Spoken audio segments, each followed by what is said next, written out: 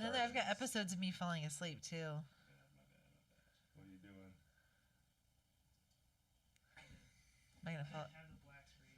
My bad. If you go back- No, you're fine. You're fine. He's talking about in the old In days. the old one, we had a splash screen that said starting soon. And I meant to make one today, but I forgot.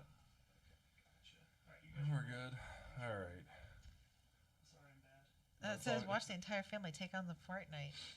Huh? You're live on Facebook. It says watch the entire family take on the world in Fortnite.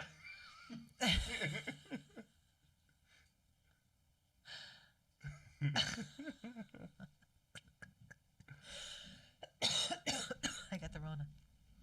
I wish I could pull up Facebook on this. I can, but I don't have my password. We're streaming, so don't say my passwords out loud. That would be bad. Are you sure it's not this? Oh, God. Or how about this No, one? stop. Jesus. Maybe try this variation. Podcast 231. Oh, boy.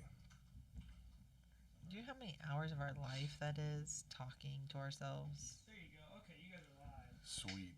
Good job, And it Faith. says the right thing. And it does it say the right thing? Awesome, man. Yeah. Nice you're to right meet you. there. It's all good. It's a learning experience. Oh, looking at myself on there, it's not fun. All Are right. you watching yourself on your laptop? Yes. Don't She watch. does that. That's what she does. Can you keep track of chat? It says watch again. It went away. Can you keep track of chat? 'Cause Maybe I don't it have went away. I'm trying to reload. Reload quick. BXR. All right. Are you ready? I guess. Welcome to the Ball and Chain podcast. Today is October 8th. Yeah, Yes. October 8th. Holy smokes. It is episode 231. I'm Mox Born again. I can't remember what camera I'm supposed to be looking at. I'm Mox Born again. I have with me It's My Angel. Hi. How you doing? I'm tired. This is I know you're tired. This is I'm always tired. That's how I always start out. this is how you always start out. Tired. We've got a lot to kind of talk about. This is a test type of episode. We've got a lot of changes that we kind of implemented. First off, we've got a third seat. FaZe is over here. He's going to be our stream operator. I'm not good at it yet, so. He's still learning, so be gentle. In fact, we're all still learning because it's now 10:51 and we're just now getting started. Originally, I wanted this to start at 9 o'clock. Oh, So, keynote setup needs to be done the day before. I think this is gonna have to set up before. yeah, because me being up past 9 o'clock almost is tough. Now you're asking me to be up past 11 o'clock, and that's like, I'm sorry. Yeah. I don't know how This I'm is going probably to going to be a manage. relatively short podcast and probably a little all over the place because we're still kind of getting used to a couple things. Namely, we've got 3 camera views now, which is fantastic. You've got your own camera. I've got my own camera. Yay. Oh God, things are breaking. See, things are breaking. It's okay. We'll figure it out. Anyway, we've got a couple multi-camera setup with new location. We're not in our dark and dingy basement anymore. No, we're not dark. Well, it's only dark because it's nighttime. Right. So we moved not recently. Moved over a year ago. Year and a half ago. Almost exactly a year and a half ago, actually. And it's been even longer since our last podcast. So the last podcast we did was September 12th, 2018. We talked about the Spider-Man PS4 video game. Sawyer wasn't even 2. Sawyer was not Just about to turn 2. right. Wow. We talked about the Villainous board game. We have two of them now. Yeah, we have new expansion now, but Now there's more expansions, though. I don't think the Villainous game was out. I don't know. I didn't actually go back and watch the actual podcast, but that's what it was about. And then what else? I think that's all we really talked about was those 2 things. It was a relatively short podcast because we had to keep them short because Sawyer was in that age where he would just scream at any moment and you'd have to get up and go. Which is kind of where we are. Right. So Again. that's the next thing that we can talk about too is, hey, we've got our third boy. Yeah. So since the last podcast, we've added another child to the mix. Uh-huh. So Everett was born on. You don't need to say the date Okay. Oh God. over the internet. That's probably a good idea. Probably not. Probably Yeah. a good idea. Anyway, in August, so he's 2 months old. Yeah, so he's 2 months old, and he's kind of cute. I'd keep him. He's a You chunk. better. He's a chunk. Yeah. But let's kind of talk about what we've been up to. I wanted to get Faze in on this, but his microphone's not working, so Oh. I'm sorry. He can run over here and be like, hey, so. You can't hear me, so. He can use sign language, right? So what are you playing, Faze? This is sign language for bullshit. So yeah, so let's kind of talk about not necessarily what we've been playing, but what's been going on for the past year or 2 years rather.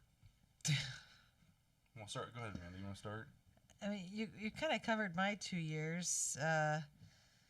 Move, new baby, continuing to work at the preschool and photography. You started up the videography business within the last 2 years. Yeah, hence all the video equipment. Right. I mean, that's been within the last. So yeah, so Two-ish. one of the last. So that's kind of one of the things that kind of kicked us off the whole podcasting thing is something's got to give. Like, right? There's only so many hours in the day, so so I started a videography business, mainly focusing on weddings because you had clients that were looking for wedding Right. videographers, and I like to say that you were turning away business because people are looking for a photographer and a videographer that have worked together. So Well, and I think it helps to just kind of capture it. Honestly, it kind of gives us a date night when we work together because it's a night out, music, food. good food sometimes.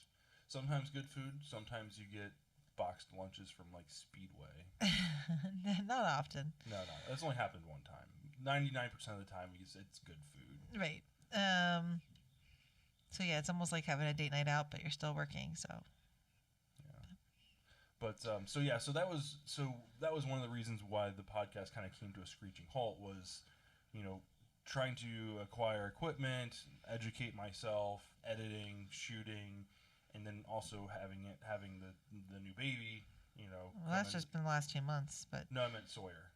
oh, that 4-year-old new baby. Well, she'd have been 2 at the time, so Right. that 2-year-old, Anyway, yeah, that's kind of what I've been up to, and it's actually kind of taken off, which I'm kind of excited about. I had 22 weddings last year, which would have been my first full year shooting, and then with COVID. Yeah, this year's taken a hit for sure. This year kind of sucks. I've booked 4. I think I will have shot 5 weddings by the end of the year. But I know most of mine moved to next year, which Right. then screws up that year's bookings because then you've got Right. those dates that are now Yeah. booked.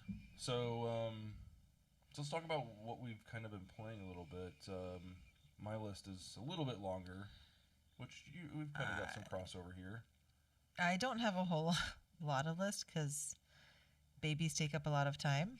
There's a wall of games behind me. Well, okay, video game in the video game Board games realm. work.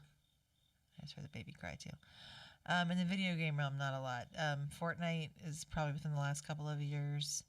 We've got Eli onto it. Sawyer, the Sawyer's 4-year-old, plays it now. Right. Which it's hilarious to watch him play because It's an aerobic exercise. oh my god, he'll basically because he plays in the living room with the screen, a big screen up above the mantle, and he'll just jump the whole time. because he's so playing. excited, He's he just so jumps. He'll just start jumping, and when he's shooting at people, he'll be jumping. When he's weapons hit the ground, he'll be jumping. By the end of the play session, he'll be just sweating. Oh yeah, he's drenched in sweat. So I don't want to hear anything about video games not being any type of exercise anymore because you can get up and jump. He's proven You it. can get up and jump. Yeah, I don't know how your weapons accuracy is gonna be, but Hey, he still kills although he does, people. we managed to win I don't know. fairly well as a. I don't know how that's possible. I think we've broken Fortnite. No, seriously, this is my rationale for this, because when I play by myself, I get wrecked, absolutely wrecked, and I think it's because I'm playing on a PC, and Maybe. the master race plays on PC, the better, more competitive, and they're playing with mouse and keyboard versus my controller. There's a lot more accuracy there. Anyway, when we put our team together, we have you on the Xbox, me on a PC, John, Eli plays on a Switch, Or Xbox now, or Well, his PC now sometimes right, too. PC now, but he plays on the Switch, and then Sawyer plays on an Xbox. So we have like 3 different consoles coming together, and the game's just like, who do we pair these people against? Well, let's just put them against bots. I don't know. I don't know, But so we managed to win fairly frequently with. there's at least The 1 or 4 2 of us. victories every time we play, which is fun. Yeah. Sawyer gets a good kick out of it. He's very competitive too, Oh my god. so watch out. Yeah, it's fun to watch him play. I started playing Torchlight 3, which I don't know. John, you've played Torchlight 1 or 2. I really don't remember. It was on the Xbox or Xbox 360 or whatever. It's like a dungeon crawler, very akin to Diablo. Not quite, not quite as in depth as Diablo, because there wasn't as many characters you could pick from. It's always been you could pick from 3 different characters and kind of build your guy out from there. But dungeon crawling nonetheless, it's a lot of fun. It's kind of scratching that itch until Baldur's Gate comes out, which it just announced early access on PC, so I'm going to try and get in on that. And then John's got me playing not League of Legends, Rocket League. Well, he kind of got Eli to play, and then Eli kind of got you. Is that how that worked? He told Eli that it was free to download, and Eli's like, "Dad, let's play it. It's free." Yeah, I had to tell him so he could keep saying it. Right. I think it was more through him, I think. Yeah. So now that they've got like the Fortnite crossover, like he's got all the skins and everything for his car, and like everything is Fortnite, and yeah. I don't know. It's a lot. It's fun. I was kind of against it. I wasn't gonna pay for it, so for it being free, it's a good time. I find myself playing it. I pick up a couple games, and that's the beauty of that game, is it's just kind of pick up and play. The rounds are 5 minutes, so, and usually if you get a couple goals in, the other person quits. Like if you were playing 1v1, I find that a lot. Like very rarely will it go to time. So we gotta get you a mic. I gotta get that mic working. Ugh, it's all good, dude. And then we got a new board game, 2 new board games actually. We haven't played the More one. than that in the last 2 Well, years. well, yeah. Say the last 2 years, I would say we We've didn't have really any of those. No, We didn't have many of those when we moved here. We had stuffed fables. We played the old house, Dice Forge. Yeah. Most of those were, I would say, a lot of those were acquired here. So let's just talk recently. So recently, so we got Sawyer for his birthday, Last Defense, which is this really cute kind of end of the world, like monsters are attacking the city, and you're just these average Joes trying to protect the city. Like I think they describe it as One like, was a barbecue dad. yeah, barbecue dad. There's a soccer player. There's a skateboard chick. Construction worker, things like that. So you're like Yeah. these everyday people, and the way they kind of spin it is like all of the police force, and everything else they're already out, and your job is to go around saving these different scientists from being pinned under this rubble or whatever. So you go around, you roll dice, and you go move around. You basically try and find where these scientists are located at, and it's a real simplistic. It's very game. easy. It's just it's timed. Right. So that's the other thing, is the game's timed. So you have an app on your phone that it'll tell you where to put the monsters and where to move the monsters to. Mm-hmm. So it'll interrupt you. You've got 20 minutes to finish. Right. It's like, hey, news bulletin. This has been spotted going here, and so you move the monster, and you put it. When you move the monster, you put a new scientist underneath the rubble.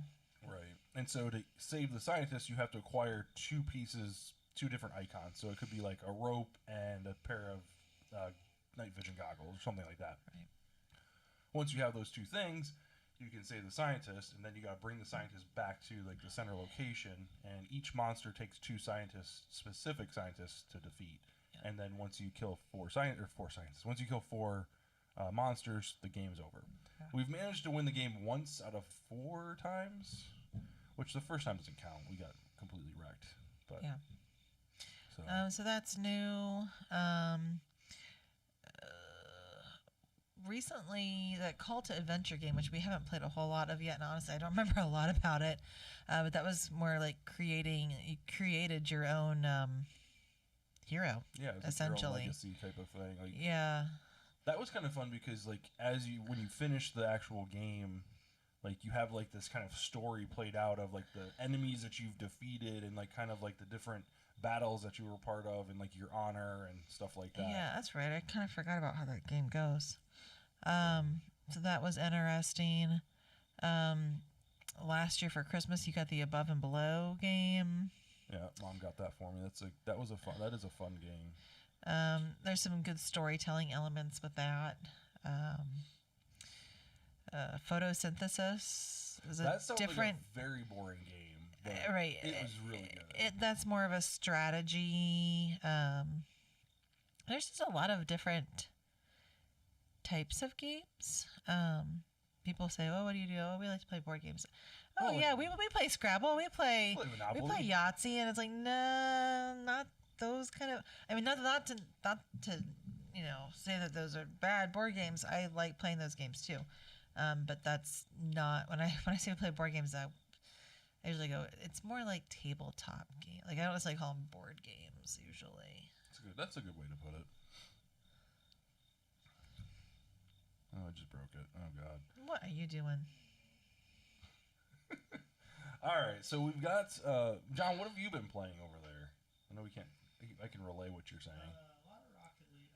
Past 2 years, a lot of Drunken Rocket. A lot of drunken. I haven't tried Drunken Rocket. I can't even talk. Drunken Rocket League. So I get to so me and my buddy, we play Rocket League all the time.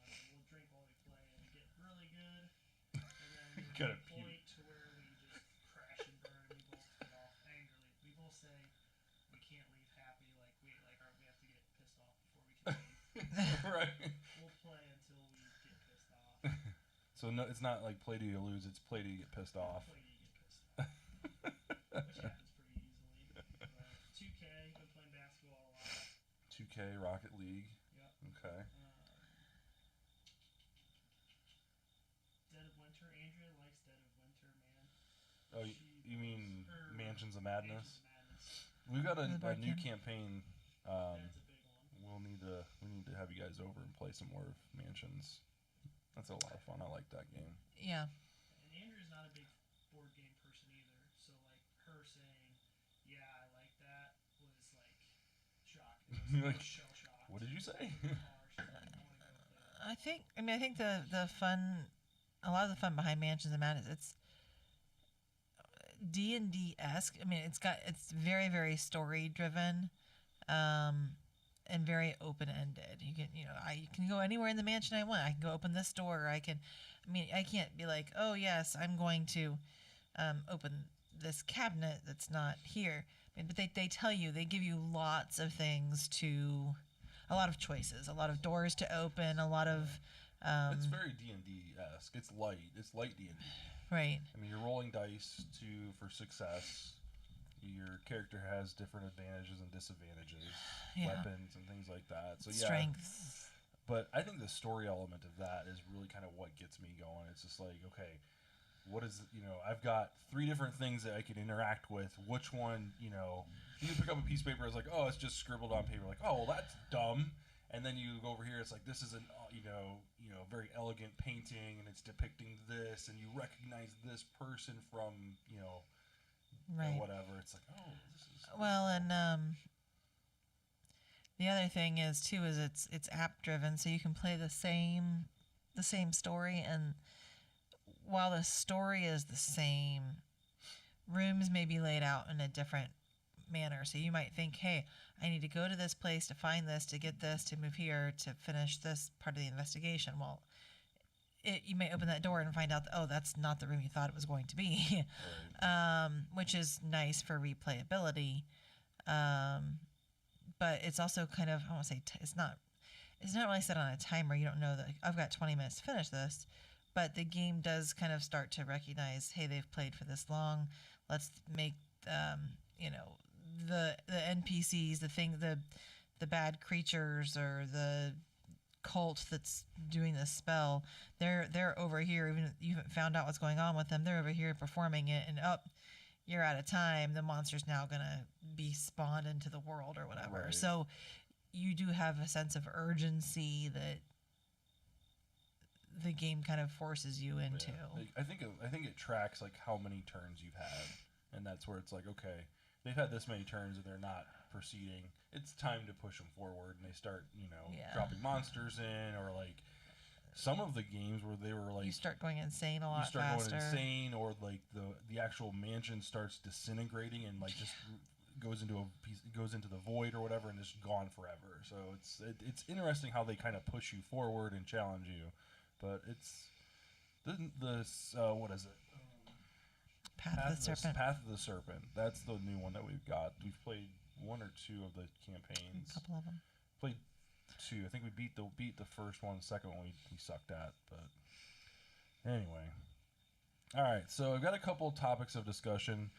Nothing real big. I just found a couple things from the past couple weeks. So I know a lot of this is kind of old hat, but I just figured we needed something to talk about.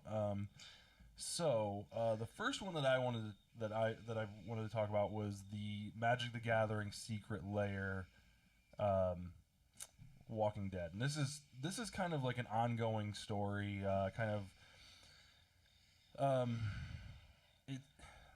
in the past 2 years, I would say definitely in the past 2 years, Wizards of the Coast have really kind of gone against the grain when it comes to their player base, and what the players are looking for. And this is kind of like the straw that broke the camel's back. So like leading up to this kind of catastrophe, they started changing the way sets were released. So originally sets were in blocks, right? Blocks were either 2 or 3 sets. And they said, you know what, we're done with that. We're just going to release sets as they come. So there isn't going to be like a Urza's block or a Theros block or a Innistrad block anymore. If we're going to go to Innistrad and have an Innistrad story, we're going to just have an Innistrad set, and then we might be there for 1 set, we might be there for 2 sets, we don't know. So it kind of left the players like, well, we really, like, how invested in the story should I be? Are we just going to jump ship and go to the next one? It was kind of just left a bad taste in players' mouth when it came to the story aspect of it. So it didn't really affect too many people. And the next kind of tidbit that really kind of pissed a lot of people off was when they started releasing these collector booster packs. So originally there was a booster box that you'd buy for $100, right? You'd get 36 packs of cards. Packs of cards usually go for $3.50 to $4, depending on where you buy them from. If you buy them at Walmart, they're $5, and you don't do that. But so they start releasing these kind of special edition packs that were you get you get 8 packs of cards for $100, and they had like foils and all these other expensive kind of chase cards and stuff like that. And the reason why that made people upset that originally bought just the regular standard pack is now you're making all of the cards that we are looking for in a starter or in a booster box not worth anything. It's not fun to open because you're putting all this time and effort into this special edition. So needless to say, this kind of escalated up, and every set now has a standard box, it has a collector's box, and now it has a draft box. There's like 5 different SKUs for every set. And the past year they started releasing these secret layer sets, and they call them drops or whatever. And it's basically single cards up until now. It's been single cards that are reprints, or they are new art, or there's some type of cosmetic change, right? Not a big deal. If you don't want them, you don't need to pay for them. There's no, minus the fact that if there was a chase card in there, you could buy it and get the alternate art. But nevertheless, the original story was we're not going to print something that isn't available to the mass public outside of these sets. Well, last week or 2 weeks ago, they announced this crossover between The Walking Dead and Magic the Gathering. And they didn't spoil any cards, but what they said was there are going to be some mechanically unique cards. And turns out all of them are actually mechanically unique. They're all cards that you can't obtain anywhere else. And what really kind of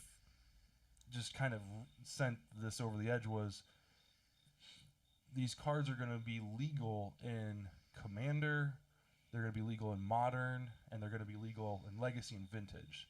So tournament legal. So everyone's like, well, why can't you print these silver border like the unsets and just have them for fun? You can't legally play with them or whatever. And basically they ignored that and went forward with it. So they're like, oh no, they're fine. They're power tested, blah blah blah. And turns out that actually, just before, even after I wrote this outline, they've released since then, and 3 of the 5 cards that are in the set are seeing play, a lot of play actually. And so they've got Daryl, Glenn, Michonne's in there, Negan, and Rick. So the 2 that are really seeing play right now are Rick and Michonne. So let's kind of go through here. So Michonne, so I'll kind of read through them here. So Michonne is 1 black, 1 green, 3 colorless, a 3/3, and she's a human warrior. When she enters the battlefield, create 2 walker tokens, which are walkers or zombies, if you weren't aware. As long as Michonne, Most people by this point are. what's that? So I would hope most people by this point are aware. Oh, no, I don't mean zombie tokens as in they're 2/2 zombies. Normally when a card would say put a 2/2 zombie token into play, it would say that. Here it's saying put a walker token in play. It doesn't specify what it is. As long as Michonne is equipped, she must be block if able.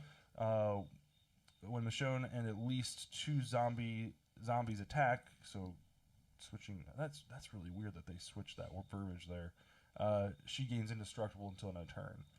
So a 3/3 indestructible pretty much all the time.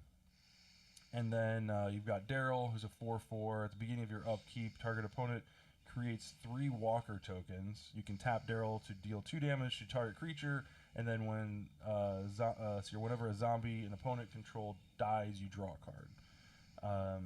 Glenn is 1/3 Sulk, which means he can't be blocked by creatures with greater power than him. And then whenever he deals combat damage to a player, draw a card equal to his power. That seems like a pretty fun card to play with. Not real busted, but you really have to build around. Negan, which I think is flavorful, seems pretty fun to play with. When Negan enters the battlefield, you and target opponent each choose a creature that a player controls. Then those choices are revealed, and the player sacrifices those creatures. Right, so they're kind of depicting the death of Abraham and Glenn in there. No, I'm having trouble understanding. no, it's okay. So, and then whenever an opponent sacrifices a creature, you gain a treasure token. So the card that really kind of set this whole, when it was spoiled at least, it set this whole masquerade for not buying not buying magic cards, and this whole protest and everything like that was Rick. Rick's a human. He's a 3/4 for 4 mana. When he enters the battlefield, choose 2 abilities from among First Strike, Vigilance, and Lifelink. So when he enters the battlefield, you automatically get to pick one of those or 2 of those 3 things. Humans you control have each of those chosen abilities, including himself. As long as you control 4 or more humans you control get +2/+2. So this card's really pushed, really pushed. So there's a card that's Anthem, is 3 mana. Your creatures gain +1/+1. right? So for 1 more mana, you're getting an additional +1/+1 and two relevant abilities. There's the humans deck that him and Michonne go in. Basically, there's some online tournaments that have been going on that basically have there have been undefeated events using these cards. So kind of like the pushback and like the alternatives that the community came out with were, hey, you should use the Godzilla approach that they did in Ikoria, where you take these cards that already exist in the world and just put put Rick on top of it, and it still is that card that it was reprinted from, but it just kind of takes on a new role. It's a cosmetic change. So like for example, the one that I've got pulled up here is Luminous Broodmoth. In the Magic world is a insect creature flying 3/4. Whenever this creature you control without flying dies, return to the battlefield under its controllers, and then with a flying counter on it. So when the new set of Ikoria came out and they were doing this Godzilla crossover, they were doing a lot of just cosmetic changes. So they took the exact same card from that set and just put Mothra, one of the villains from Godzilla, on it. How it's still the Luminous Broodmoth or Broodmoth, but it's kind of got that crossover. It's just a cosmetic change. There's no like difference between the two cards other than the artwork and that it says Mothra on it. So they're like, you could do this type of change with it, and it wouldn't affect play.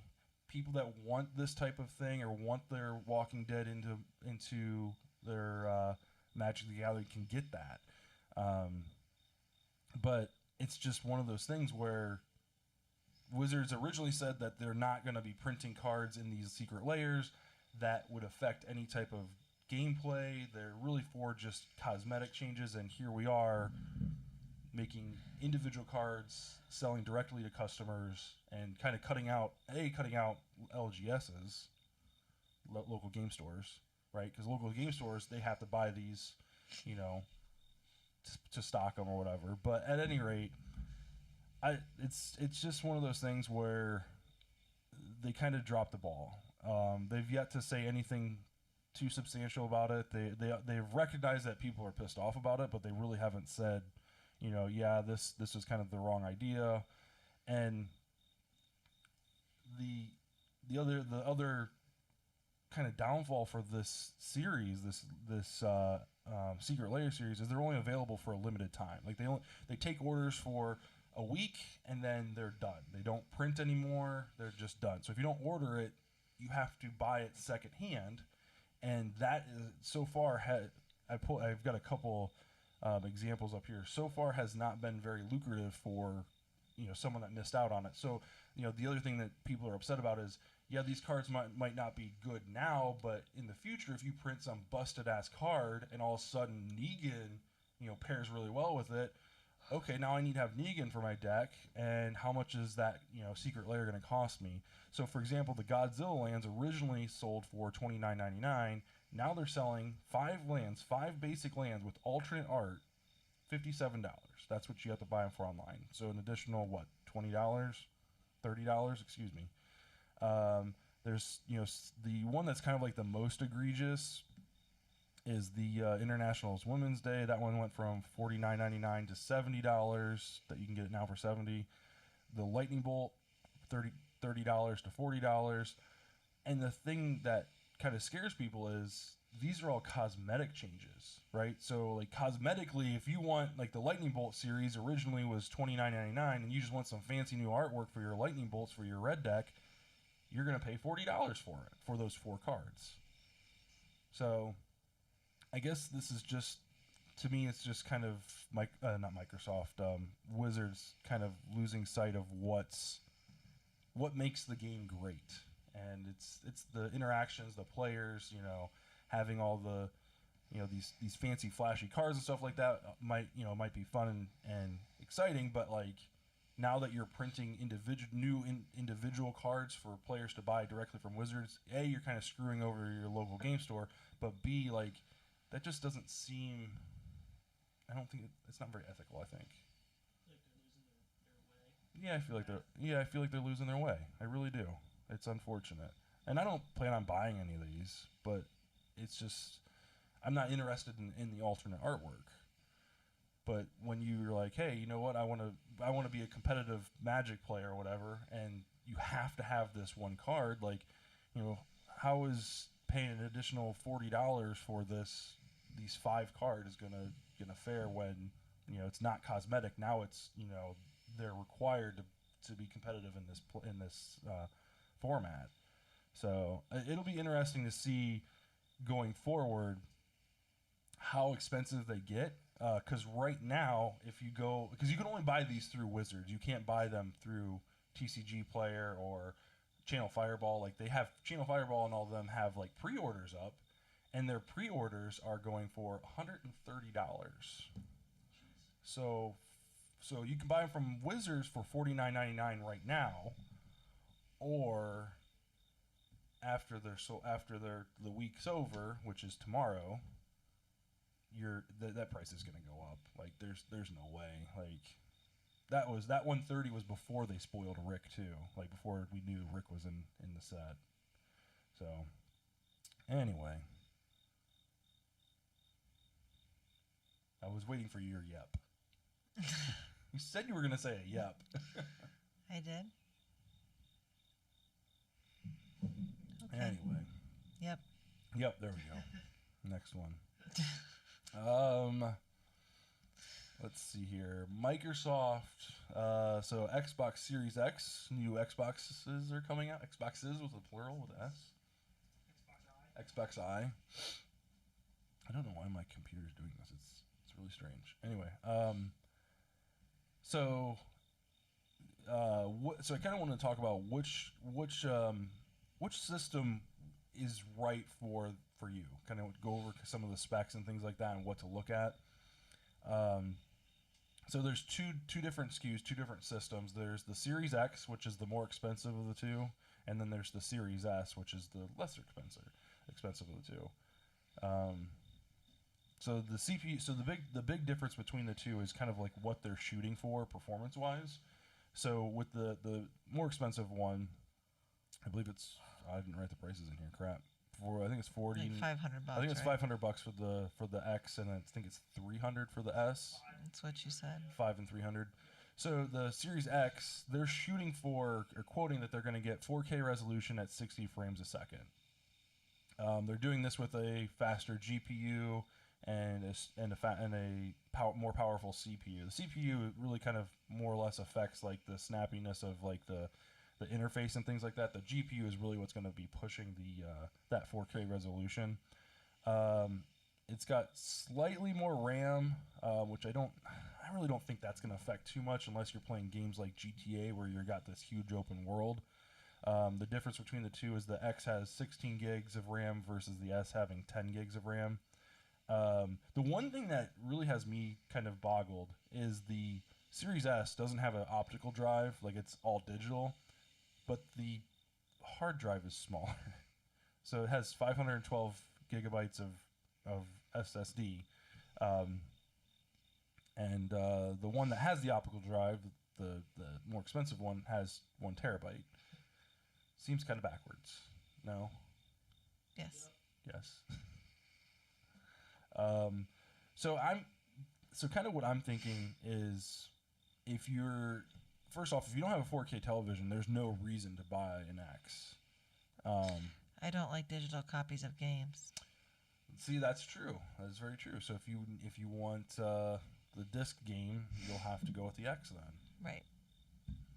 Is that I'm in the same boat as Amanda. Like, I don't like games digitally. I like my If I'm physical. buying something, I want to have a product I can hold in my hand. It's like buying Something, for a game. right? Something I can.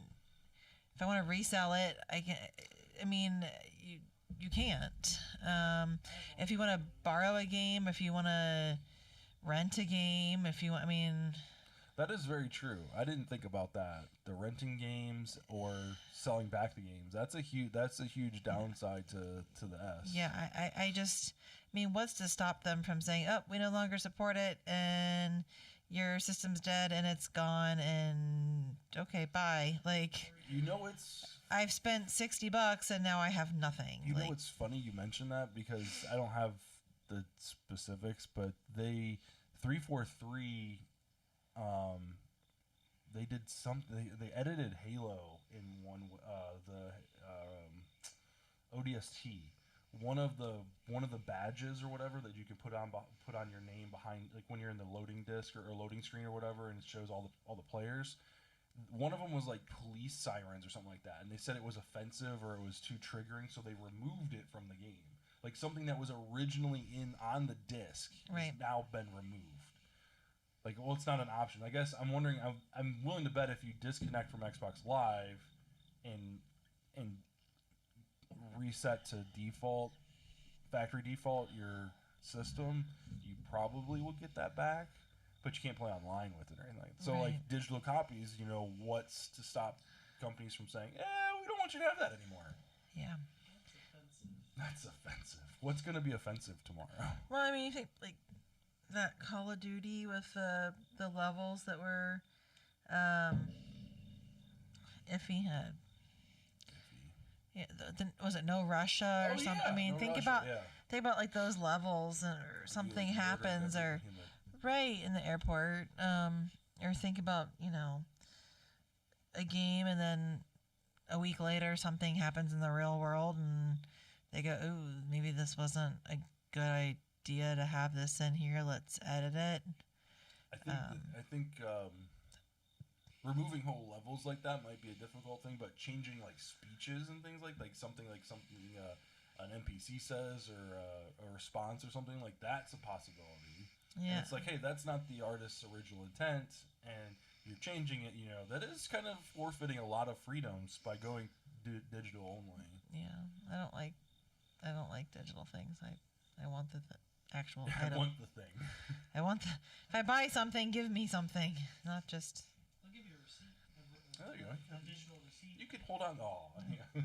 No, I say that, and I give digital images when I do my photographs, but that's with the idea that the person's going to print it. I can't print the game on a CD and have it here at the house. You could print the cover art, and then it can sit in a box outside of our. Right in our garage. No, it's right out here in our living room. All of that big box is like all of our games. Yeah. And to me, like, I'm kind of coming around to the whole digital thing because it's like Storage God, it space. takes up so much damn space, and like we're already looking at like, I mean, those boxes over there are video games too. Like, I it's know. like where do you put all this stuff? And for like our DVDs and Blu-rays, we're looking at like getting like a binder with the sleeves or whatever to kind of Old condense school binders.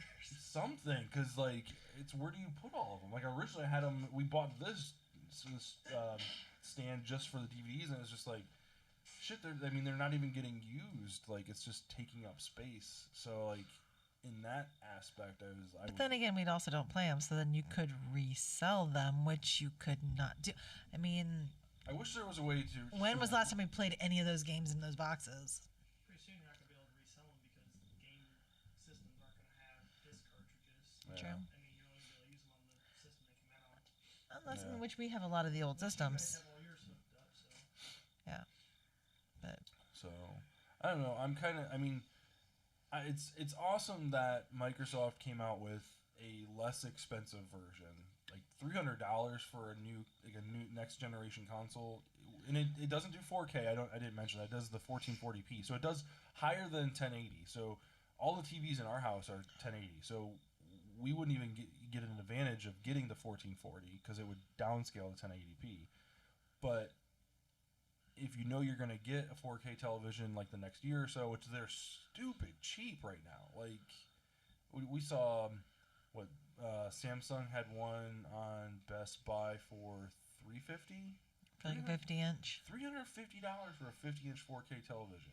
Like that's insane. Yeah, we bought our 40-inch that sits in here. Yep, 43? right there. 40? 40-inch. Yep. When they first came out, this was when tube TVs it was what? Just before it was when Halo 3 came. Halo 2 or 3? I don't remember. I think it was 3, maybe because it was I 3. met you when Halo 2 was out. We went to the release together for Halo 3. So we bought that for the Halo 3 release.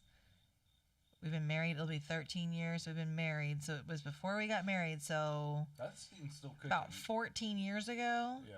And we paid $1,800 for Yeah, it. I think it was close to 2K. I think it was about $1,800 we paid for that 40-inch TV. Can you imagine spending $2,000 on a TV nowadays? Like you On a get 40-inch you TV. get like an 80-inch television, like and the ones that are like super thin that like stick Although to they the do wall. make some that are there are some like $5,000 TVs out there. Oh, I mean, yeah. there are Oh, some yeah. really nice, but I don't know Well, if we ever need. 1080p was, and the nice thing about this one is it's the TV is 120 hertz, so the refresh rate of the image was not only 1080p, but it was you were getting it twice as much as the average television. Yeah, but It's still a great TV. It's heavy as shit though. Yes, it is. I like So yeah, so I mean I just can appreciate that they came out with a next generation console for $300. Like that's you're talking like Nintendo Switch pricing. Like, but let's see here. Let's jump down to Diablo. Well, you might like Cyberpunk. You know, I bet you would enjoy Cyberpunk. Let's talk about that real quick. So Cyberpunk has gone gold, meaning that it's in a state that they're going to start printing and stamping the discs and getting those ready. Speaking of digital and physical media, but the kind of the the outcry in the video game world versus the trading card world is the company that's CD Projekt Red is the company that's developing Cyberpunk 2077 is forcing mandatory overtime until the release date. And I think the release date's November 19th. So essentially the studio head has basically said you're working your normal hours plus 1 day until the release date. And this is to get, first day bug fixes done for the first day patch release, which is a common thing nowadays where a company will put out a game and it'll have it's broken. it's already broke. It's not broken, but they've got fixes and things like that they put out on day one. DLC and which multiplayer maps and things like that. That's all being worked on as well. So it's kind of the current outcry there. Like basically, when this whole project began, they were talking about how there isn't going to be a crunch time, there isn't going to be this type of mandatory overtime and stuff like that.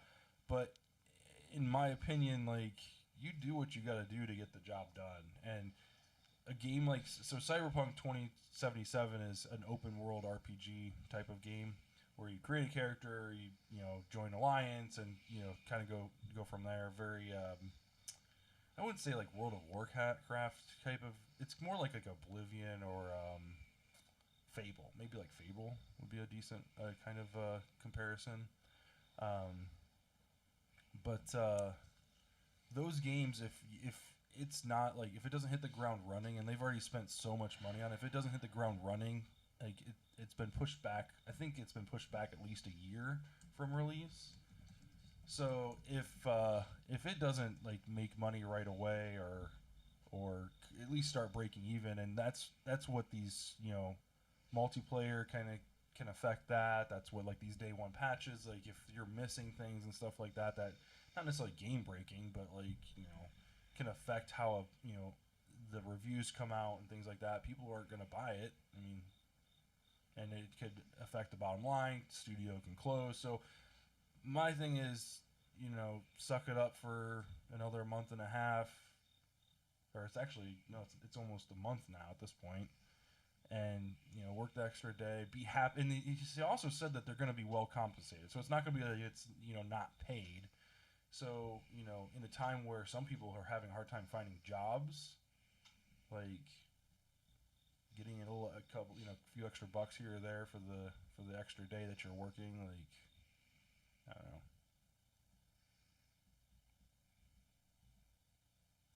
Crickets. Crickets. Uh-huh. Oh boy. Let's see here.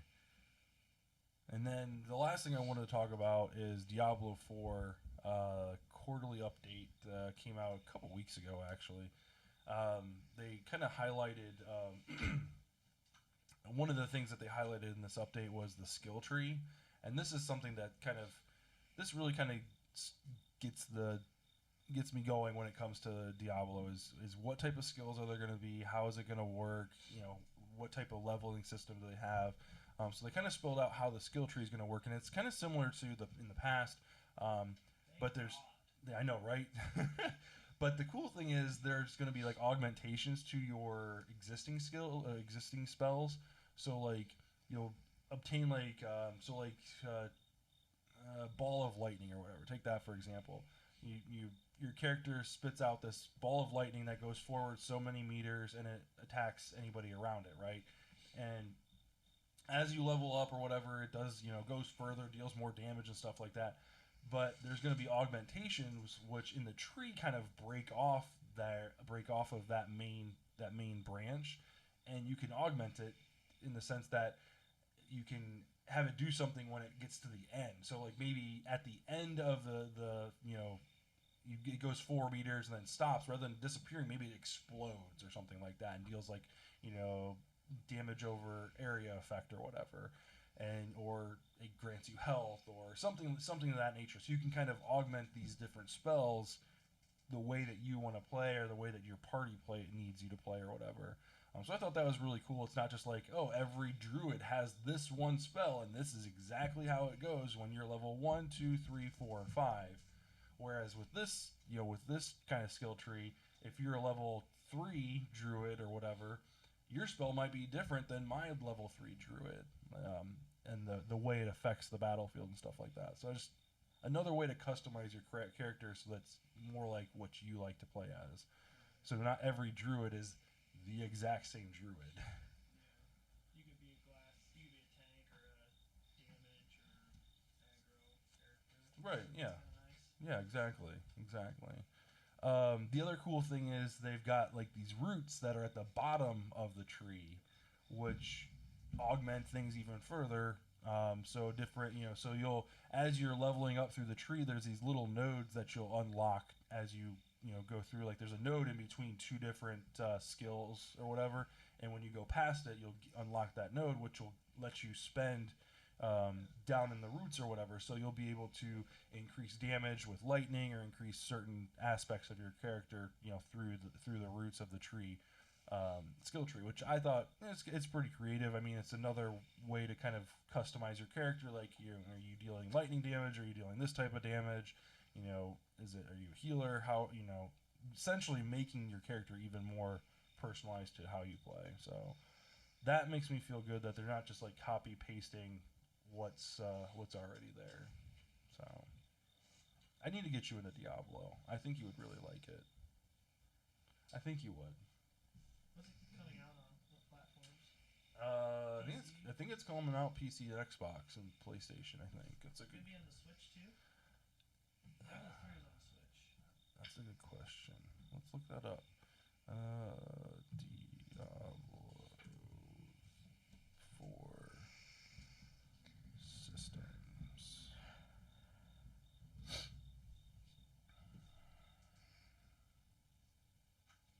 I like your keyboard, by the way.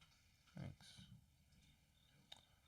Diablo 4 was announced November 1st, 2019 at BlizzCon 2019. It's planned to release PC, PlayStation 4, Xbox One.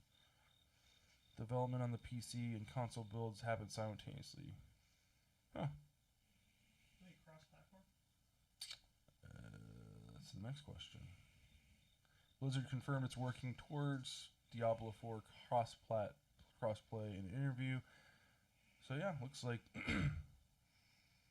according to Google at least. I mean, take it with a grain of salt. So I feel like if it's going the way it's going with like the whole skill tree thing, and like you being able to be like a tank or a DPS or whatever, I feel like you kind of want to be on a PC where you can, hit yeah, make macros and stuff if possible. yeah. Kind of like a WoW. Although I think Squall bought Diablo 3 for the Xbox, and he said they did a really good job mapping out the controller, like being able to customize the controller settings. That's kind of nice. And coming from him, because he's very picky about controller settings and stuff like that, Yeah. coming from him is kind of a huge accolade. So I would if it's true that they are cross platform play, that'll be really sweet. It's a fun game. It's fun with more people. I just scratched the surface with Diablo 3 multiplayer, but it's a lot more fun with multiplayer. I think you'd like it. You like building characters and playing out the characters and stuff. No? You can do it on your laptop too. You can play it on your laptop. Mm. Okay. Alright, guys. You guys have anything else you want to add? Any more ums? They started filming the Uncharted movie. Really? Who's that? Who's what? Who's playing Drake? Tom Holland. Who? Oh, Spider-Man? No way! They aged him down. And Mark Wahlberg is Sully.